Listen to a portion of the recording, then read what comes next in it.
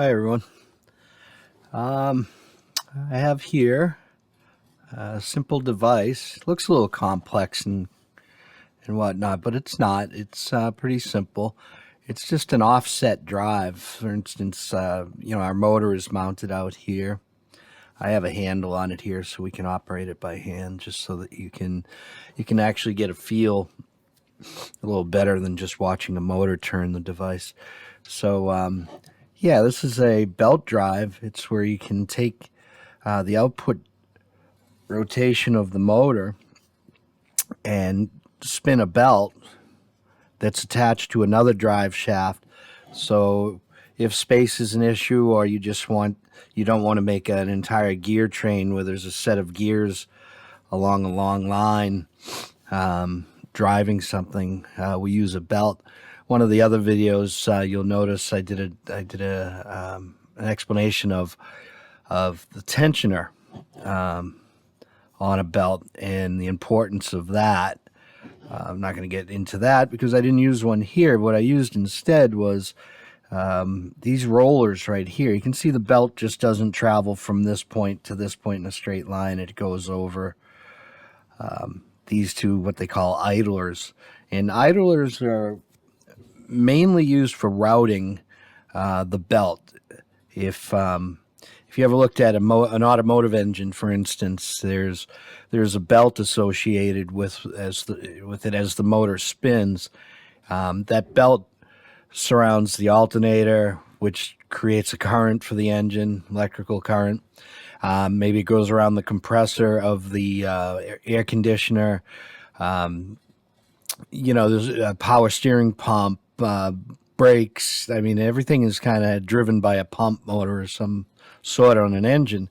And so what they would do is they use these idlers and they take, for instance, if this were the engine and it's spinning, it takes the belt and goes over these idlers, and that routes it through the engine to operate all the different components.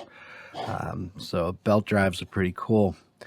Now, I'm not going to get too deep into like the construction of this because there's other videos that are more specific to the individual components of this device.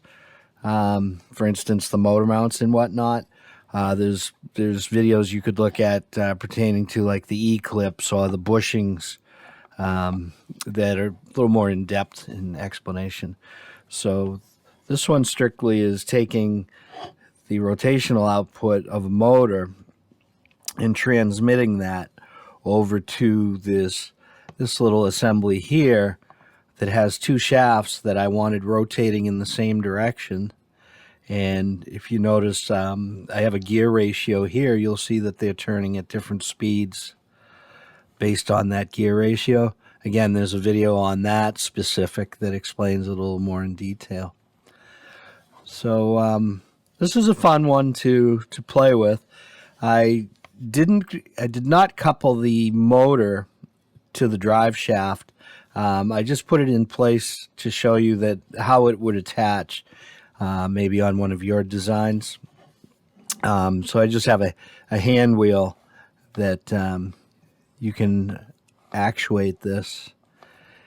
Let me take a step backwards a little bit and explain why on this particular device I didn't use a tensioner, where on another video we have an explanation of the tensioner.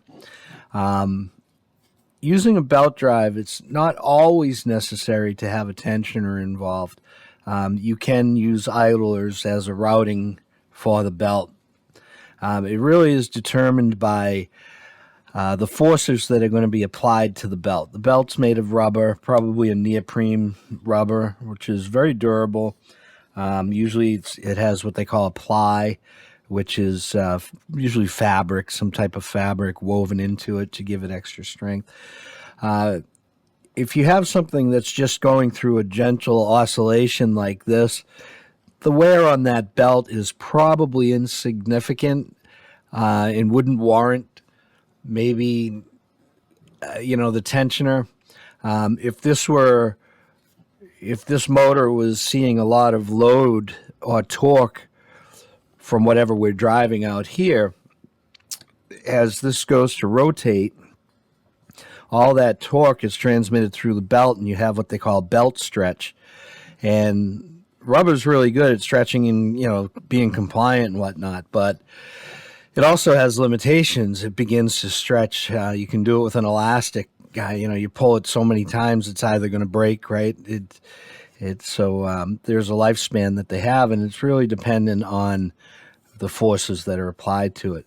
So I just wanted to show that you can still use a belt drive without getting into some of the complexities of having to incorporate a tensioner in there.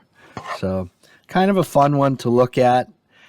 And again, there's so many things I could do different with this particular design and setup. And I hope when you look at any of the videos, you realize that they're nothing more than an example of how to do something, and not necessarily the way to do it. Maybe you could take components from each design and apply it to your build too. That'd be a lot of fun. So that is a offset belt drive with gear ratio, a gear reduction, driving 2 shafts with little pointers on them. All right. Hopefully that helps.